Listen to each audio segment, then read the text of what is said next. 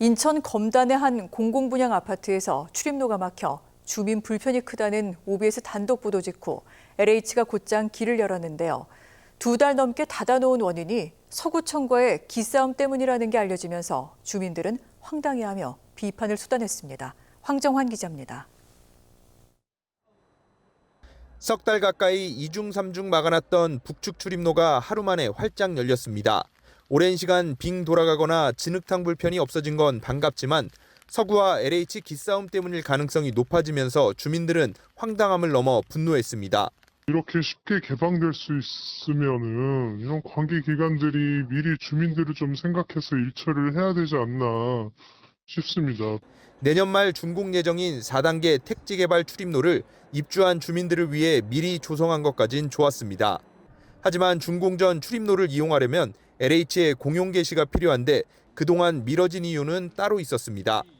2년 전 준공된 1단계 공공시설에 대한 LH의 인수인계가 서구와 계속 엇박자를 낳기 때문 현행법상 준공되면 택지 시설 관리 책임은 합동점검 후 LH에서 지자체로 넘어갑니다.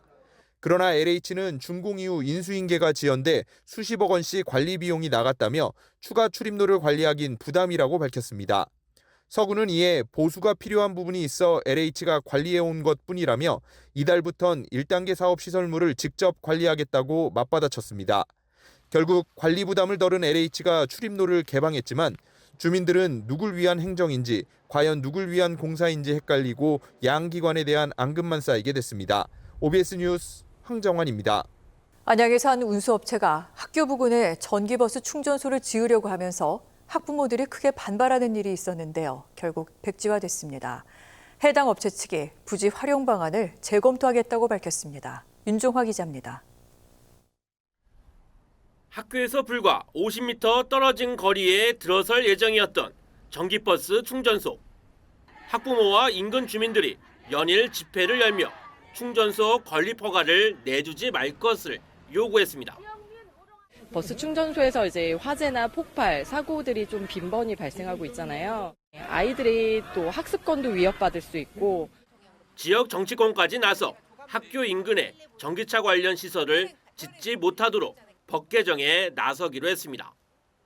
교육환경보호구역 내에 전기버스 충전소가 화재 위험 시설 등을 제한하는 내용을 골자로 지금 이번에 6월 임시의회에 건의안 발의 예정 중에 있습니다.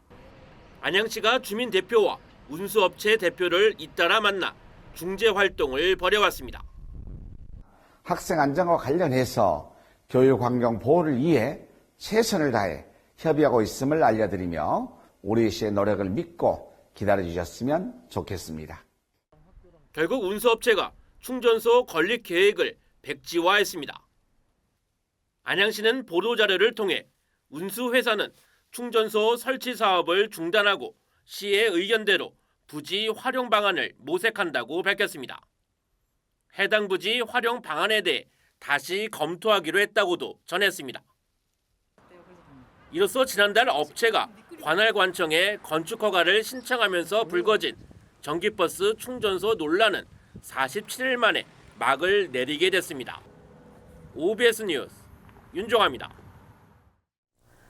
세금 먹는 애물단지 취급을 받았던 용인 경전철이 꾸준히 적자를 개선하고 있습니다. 지난달엔 하루 평균 이용객이 4만 명을 넘어섰습니다. 문정진 기자입니다. 용인 경전철이 개통한 지 11년 만에 지난달 하루 평균 이용객 4만 명을 넘어섰습니다. 운행을 시작한 2013년 이용객 수는 8,700여 명. 탑승객이 꾸준히 늘면서 10년 사이 4배 넘게 증가한 겁니다. 노선 주변에 대규모 공동주택 단지들이 들어선 영향으로 분석됩니다. 역사에서 개통하기 전부터 일을 했는데 그전하고 비교하면 모든 게 사람도 많고 모든 게 많아졌어요. 용인시가 용인 경량 전철 주식회사에 매년 지급해야 하는 예산은 약 300억 원. 이용객이 늘면서 연간 운임 수입도 꾸준히 늘고 있습니다. 첫 해 25억여 원에서 다음해 50억여 원, 지난해 96억여 원으로 증가하고 있습니다.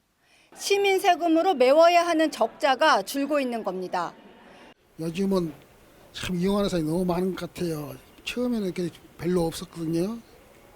많아져서 세금 좀 많이 아꼈으면 좋겠습니다. 반도체 국가산단이 조성되면 용인시 인구가 150만 명까지 증가할 것으로 예측돼 이용객은 계속 늘어날 전망입니다. 이동읍에 69만 평, 3만 8천여 명이 사는 신도시도 조성이 됩니다.